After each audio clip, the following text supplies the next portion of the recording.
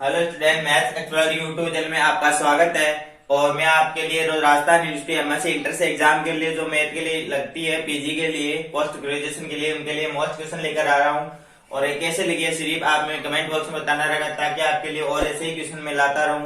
और तब तक आप चैनल को सब्सक्राइब कर लीजिए। तब तक हम क्वेश्चन देखते हैं कि आर्य इंटर से एग्जाम 2016 के अंदर क्वेश्चन पूछा गया था MIQS, जो क्वेश्चन है मोस्ट इंपोर्टेंट। हम बात करते हैं क्वेश्चन नंबर फर्स्ट की। If f of x y 1 minus 6 x square y, then the value of the double integration r f of x y dA over a rectangular region। यानी कि जो limit दे रखी है इसकी, ये लिमिट दे रखी है इसकी x की जो लिमिट दे रखी है वो 0 से 2 दे रखी है, और y की जो लिमिट दे रखी है -1 से 1 दे रखी है। अब हम बात करते हैं हिंदी के अंदर, यानी कि if f of x y is equal to 1 minus 6 x square y, तो आयतीय क्षेत्र दे रखा है ये, इसकी जो लिमिट दे रखी है 0 से 1 और -1 से 1, ये वाई की लिमिट है। पर ड्यूस समाकल इसका हमें मान याद करना है, का मान होगा।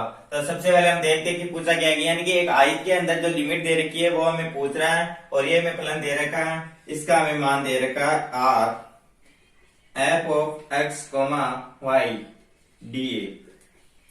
तो मैं आपको बता दूं, जो यहाँ dA है वो क्षेत्र है, तो वो दो क्षेत्रों में dx dy इसका मान होगा dA का। और जो r हमें है वो यहाँ से फलन दे रखा है, आयतीय क्षेत्र में r यहाँ से दे रखा है, तो यहाँ से हम पुट करते हैं। x की लिमिट पुट करें तो 0 से 2, और y की लिमिट अगर देखें तो -1 से 1 हमारे पास दे रखी है। f of x y फलन जो हमारे पास दे रखा है वो क्वेश्चन में दे रखा है 1 minus 6 x square why they रखा है, 1 माइनस 6 एक्स स्क्वायर वाई। और जो dA का मान दे रखा है वो dx dy में ज्ञात रहना है या पता रहता है, तो dx dy। अब इस क्वेश्चन को हम सॉल्व करते हैं। इंटीग्रेटिंग फैक्टर में पूछा गया है, तो सबसे पहले हम x का करते हैं, क्योंकि हमारे पास जो दे रखी है लिमिट, ये हमें y की दे रखी है और ये हमें लिमिट x की दे रखी है। वैसे तो लिमिट दोनों ही कांस्टेंट है, लेकिन जो हमारे जेपीजी बुक है कॉलेज के लिए, उनमें पहले y के सापेक्ष का रखा था, हम y के सापेक्ष को करते हैं। 0 से 1 ऐसे की ऐसी रहेगी, और ये में लिमिट y के सापेक्ष का इंटीग्रेशन करते हैं, तो 1 का इंटीग्रेशन होगा y minus 6 x square constant ऐसा का ऐसा रहेगा, और y का जो इंटीग्रेशन होगा वो y स्क्वायर अपॉन 2 होगा। इसकी जो लिमिट होगी -1 से 1 होगी, और dx। अब बात करते हैं इस क्वेश्चन के आगे। Integrate I is equal to 0 से 1। अब यहाँ पे हम यहाँ लिमिट पुट करें, y का मान 1 माइनस 6 एक्स स्क्वायर, y का मान 1 अपॉन 2, फिर यहाँ माइनस 1, y का मान -1 दे रखा है, फिर -6 एक्स स्क्वायर, y का मान -1 दे रखा है, यानी कि 1 का square upon 2। I is equal to 0 से 2, और हम बात करते हैं 1 माइनस 6 एक्स स्क्वायर, और 1 का square 1 by 2 minus 6 x square by 2। आगे हम खोलते हैं, माइनस माइनस प्लस हो गया ये 1, और ये माइनस प्लस 6, ये माइनस का स्क्वायर पॉजिटिव होता है 6 एक्स स्क्वायर बाई 2। तो यहाँ हम देखे -6 square by 2 plus 6 square by 2 cancel out हो जाएंगे, dx रहेगा यहाँ पे। और ये कैंसिल होने के बाद में जो यहाँ बचता है मान 0 से 2 dx बचता है, तो 2 dx का जो इंटीग्रेटिंग होगा फैक्टर, इंटीग्रेशन होगा वो 2 एक्स स्क्वायर बाई 2 होगा। 0 से 2 से 2 कैंसिल हो जाएगा, तो यहाँ पे एक्स स्क्वायर की लिमिट रहेगी 0 से 2, एक्स का मान 2 रखेंगे तो 2 का स्क्वायर 4, और एक्स का मान 0 रखेंगे तो 0 का स्क्वायर 0, यानी कि इसका जो आंसर रहेगा हमारे पास क्या रहेगा 4। ऑप्शन नंबर डी हमारे पास करेक्ट है। नेक्स्ट क्वेश्चन देखिए, हम बात करते हैं क्वेश्चन नंबर 2 की। Integrating factor of differential equation x plus 2y square cos dy dx is equal to y is, यानी कि हम बात करें अगर इस क्वेश्चन की हिंदी में, ये अवकल समीकरण दे रखी है x plus 2y square cos dy dx is equal to y का समाकलन गुणांक होगा। I dot F integrating factor में इस क्वेश्चन में पूछा गया है। तो हम इस क्वेश्चन को अगर ध्यान से दे रखें तो हमारे पास जो दो पद दे रखे हैं बॉक्स में दे रखे हैं, बात करें हम सॉल्यूशन की तो x plus 2y square cos dy upon dx is equal to y।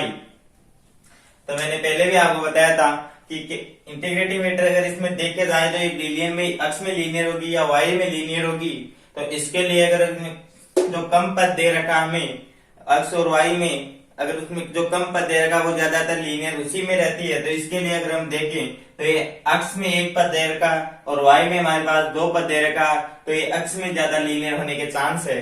तो हम इसका सॉल्यूशन करते हैं। x plus 2y square dy dx को इधर में रहते हैं तो y dx अपॉन dy प्राप्त होता है। और अब y का इधर ट्रांसफर करते हैं तो dx upon dy is equal to x plus 2y square upon y। अब इसी को आगे सॉल्व करें तो x upon y plus 2y, y से y कैंसिल हो गया और अब dx upon dy is equal to x upon y को इधर लेकर आते हैं, x upon y is equal to 2y। अब यहां से किस फॉर्म में बन रही है हमारे पास, तो इसको हम देखें dx upon dy plus minus 1 upon y cos x is equal to 2y। यानी कि समीकरण की अगर हम जो लीनियर x में जो लीनियर समीकरण होती है समीकरण से अगर तुलना करें तो dx upon dy plus p x is equal to q। अगर इसमें देखे तो जो p पद है या तो कांस्टेंट रहेगा या फिर y में रहेगा, जो ऐसा ही q पद है वो या तो कांस्टेंट रहेगा या फिर वो y का रहेगा। तो अब इससे और इससे तुलना करें तो हमारे पास p की वैल्यू हमें प्राप्त हो रही है -1 अपॉन y और q की जो वैल्यू है वो हमारे पास 2y प्राप्त हो रही है। लेकिन इसका जो इंटीग्रेटिंग फैक्टर है वो डायरेक्ट हम निकाल सकते हैं, I dot F is equal to e की पावर इंटीग्रेशन p dy। यहां से हम p का मान इसमें रखते हैं e की power -1 upon y dy put करते हैं इसमें p का मान, और p का मान जैसे इसमें पुट किया फिर इसका इंटीग्रेटिंग फैक्टर करते हैं तो इसका जो इंटीग्रेटिंग फैक्टर रहेगा वो e की पावर माइनस बाहर ले लेंगे और इसका जो 1 अपॉन y का जो इंटीग्रेटिंग फैक्टर होता है वो log y रहता है, प्लस c भी रहता है। लेकिन यहाँ c ऑप्शन में भी नहीं दे रखा और उसमें इसको 0 मान रखा है। तो हम बात करते हैं I dot F is equal to, ये माइनस हम इधर लेकर जाते हैं, सॉरी जाएगा यहां से निशान, और इस माइनस को हम लॉग की प्रॉपर्टी के अनुसार अगर इस माइनस को हम यहां लेकर जाए तो इस 1 अपॉन y मेरे पास प्राप्त होगा।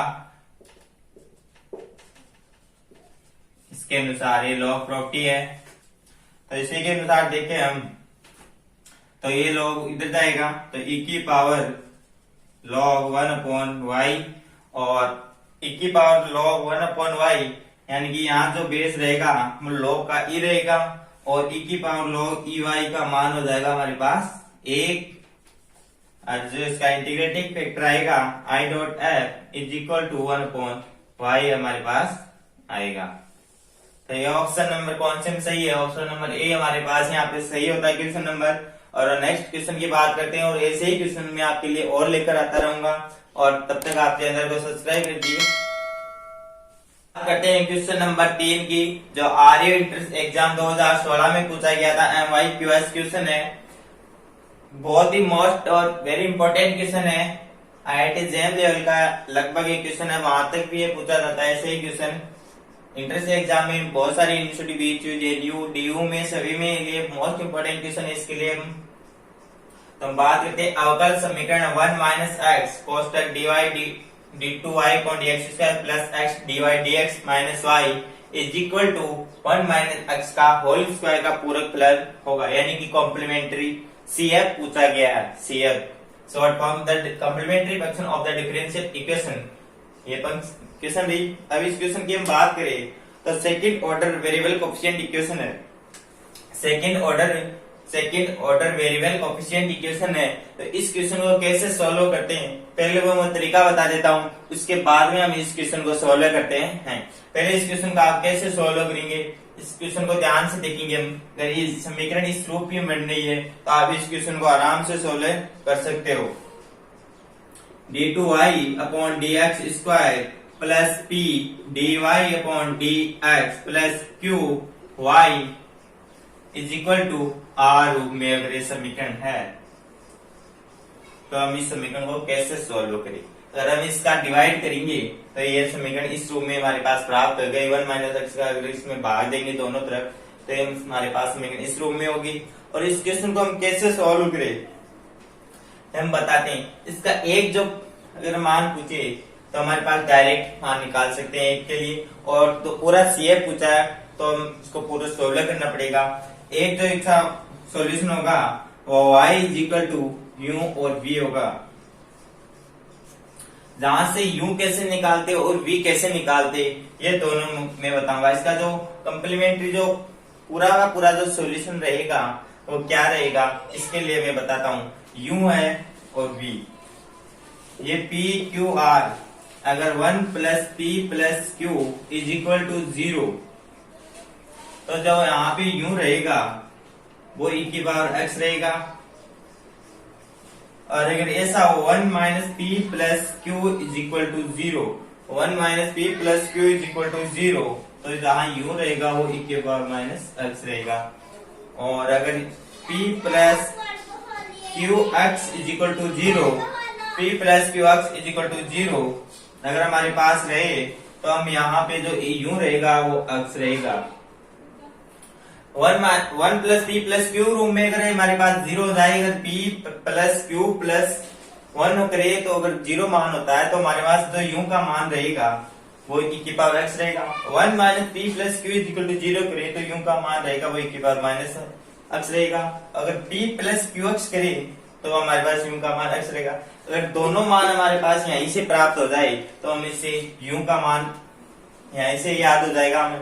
अगर यही समीकरण है, इस समीकरण में अगर ये मान भी लागू हो रहा है, ये मान भी लागू हो रहा है, या ये लागू हो रहा है, ये लागू हो रहा है, यानी कि दोनों अगर दोनों समीकरणों संतुष्ट कर रहा है तो दोनों मान हम यहाँ से ले सकते हैं। और ये से एक ही मान अगर यहाँ से संतुष्ट कर रहा है, दूसरा मान हम कैसे निकाले v का मान, तो v का मान कैसे निकाले आप, तो v का मान निकालने के लिए हम यहाँ से double integration d2v upon dx square plus p कोष्टक में plus p 2 upon u du upon dx कोष्टक 1 dv upon dx is equal to r upon u।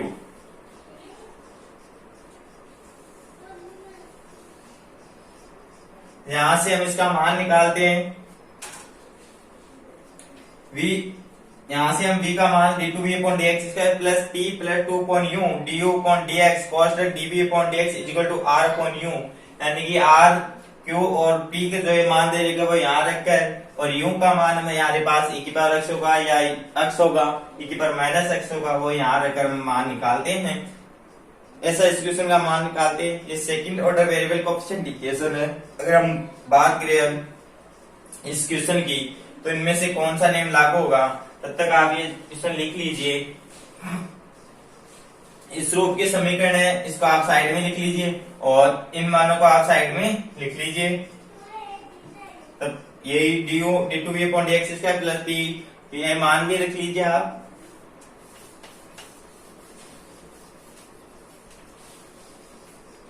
बात करते हैं हम इस समीकरण की 1 माइनस एक्स कोष्टक d2y upon dx square plus x dy upon dx minus y is equal to 1 minus x का होल स्क्वायर 1 माइनस एक्स को दोनों तरफ हम डिवाइड में लेकर जाते हैं तो d2y upon D x square plus x upon 1 minus x dy upon D x minus, यहां हम प्लस ले लिए और माइनस को अंदर ले लेते हैं, minus 1 upon 1 minus x y is equal to 1 minus x और 1 माइनस एक्स, एक x कैंसिल हो जाएगा तो 1 माइनस एक्स यहाँ पे प्राप्त होगा। तो अगर हम इसको देखें, जो समीकरण लिखी थी हमने, उससे अगर इसका कंपैरिजन करें तो p का जो मान होगा हमारे पास वो x अपॉन 1 माइनस एक्स रहेगा और q का जो मान रहेगा वो हमारे पास -1 अपॉन 1 माइनस एक्स रहेगा और r का मान रहेगा वो 1 माइनस एक्स रहेगा। अब इस समीकरण में जो तीनों मान लिखे थे हमने वो यहाँ देखिए 1 plus p plus q is equal to 0, 1 minus p plus q is equal to 0, p plus q x is equal to 0।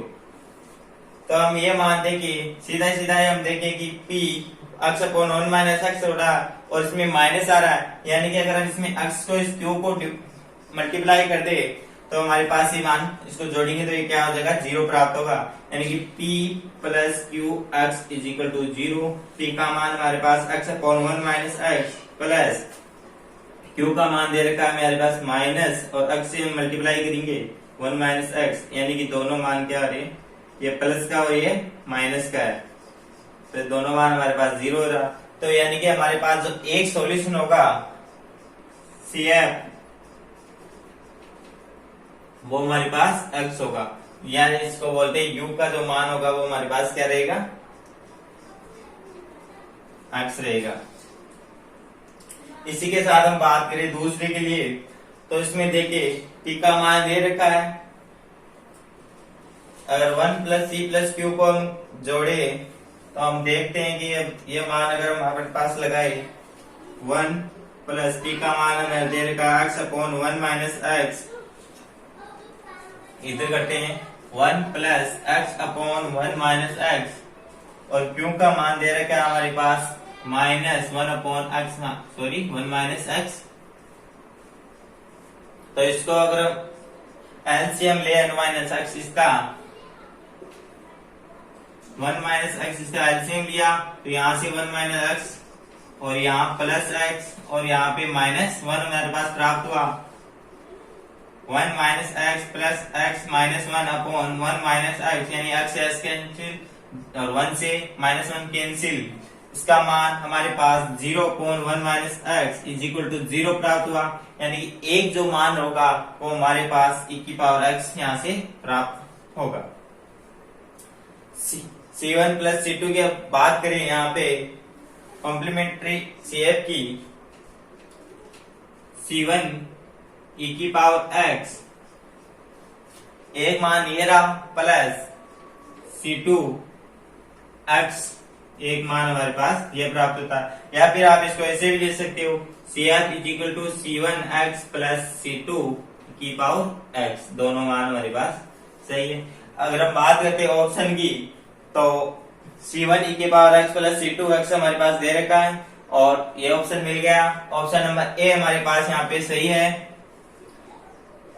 और वैसे अगर हम देखें तो हमारे पास अगर यहाँ पे u इक्वल टू x एक मान हमारे पास प्राप्त हुआ तो यहाँ पे जो x दे रखा है वो ऑप्शन नंबर ए और बी में दे रखा है, यानी कि ऑप्शन नंबर थर्ड और यानी सी और डी ऑप्शन वैसे करेक्ट हो जाएंगे। फिर बात रही हमारे पास ऑप्शन नंबर ए और सी की, तो यहाँ से हम ऑप्शन नंबर देख के कर सकते हैं। ऑप्शन नंबर e की पावर x और x अगर हमारे पास दे रखा है e की पावर माइनस x और x ऐसे ऑप्शन दे रखा है तो हमारे पास जो हम v का मान ऐसे निकाल रहे d2v अपॉन dx स्क्वायर से, ऐसे निकालने की जरूरत नहीं है हमें।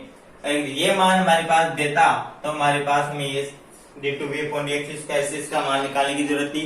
लेकिन अगर इन ऑप्शनों से हमारे पास क्वेश्चन होता है या ऐसे ऑप्शन किसी क्वेश्चन में दिए हुए हो तो ऐसे क्वेश्चनों के लिए हमें इन्हीं दोनों तीनों क्वेश्चन से हमारे पास क्वेश्चन हो जाएगा। और नेक्स्ट क्वेश्चन देखिए आप,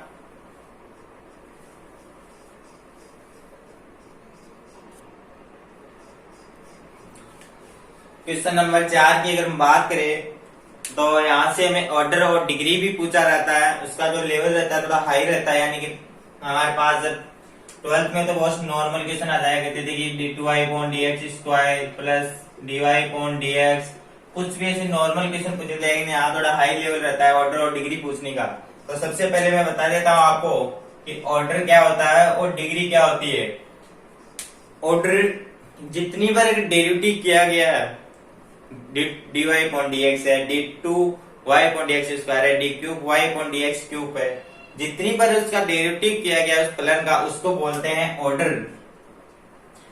और अधिकतम ऑर्डर किए हुए की पावर को बोलते हैं डिग्री। यानी कि d2y/dx² को फलन है, उसका अगर इतनी बार ऑर्डर किया गया है प्लस y = 0, तो इसका जो ऑर्डर रहेगा वो 2 रहेगा।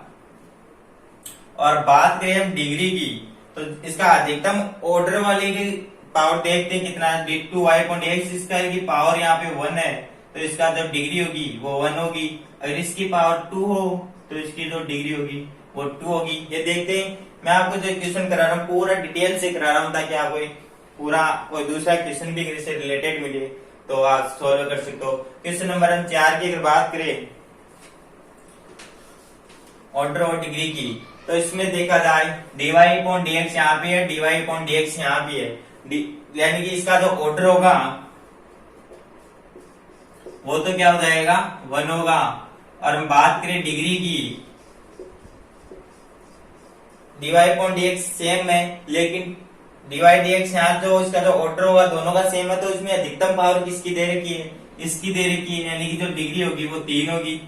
और बात करें क्वेश्चन नंबर 5 की, तो इस क्वेश्चन में आपको डायरेक्ट दिख रहा है d2y/dx² प्लस √1 प्लस dy/dx³ = 0, यानी कि आप इसकी डिग्री तो बता सकते, ऑर्डर तो बता सकते हो डायरेक्ट कितना है, ऑर्डर तो आप इसका डायरेक्ट बता सकते हो, लेकिन इसकी डिग्री है वो आप डायरेक्ट सॉल्व नहीं कर सकते। इससे पहले आप इसको उठाना, रूट को आपको उठाना पड़ेगा, तभी आप जाके इसका डिग्री बता पाएंगे। जो आप इसका ऑर्डर है वो ऑर्डर तो 2 दिख रहा है आपको भी,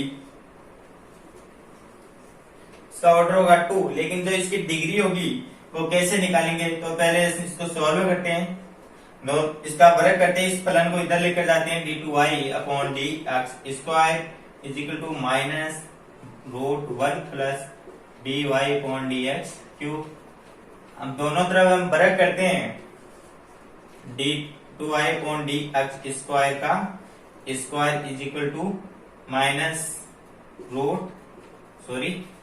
=(-1 प्लस dy/dx³। तो हम देखते हैं अब इसमें डिग्री कितनी प्राप्त हो रही है हमारे पास 2 डिग्री, और यहाँ देखते हैं तो डिग्री हमारे पास सिर्फ 1 थी, लेकिन ये हमारे पास यहाँ गलत हो जाती है, तो इसकी ऐसे सॉल्व करके देखते हैं, इसकी डिग्री रहेगी हमारे पास 4, तो इसकी डिग्री रहेगी 2। अगर हम बात करें एक नेक्स्ट क्वेश्चन की, इसका आंसर आप कमेंट बॉक्स में बताना, इसकी जो डिग्री रहेगी वो क्या रहेगी।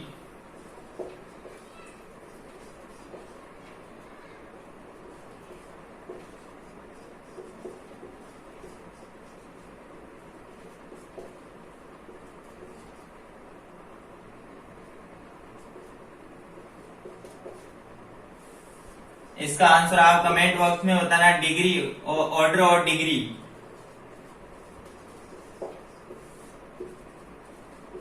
और ऐसे ही वीडियो पाने के लिए हमारे चैनल को सब्सक्राइब कीजिए, शेयर कीजिए ताकि अपने दोस्तों को फायदा हो सके, और कमेंट में इसका आंसर बताना।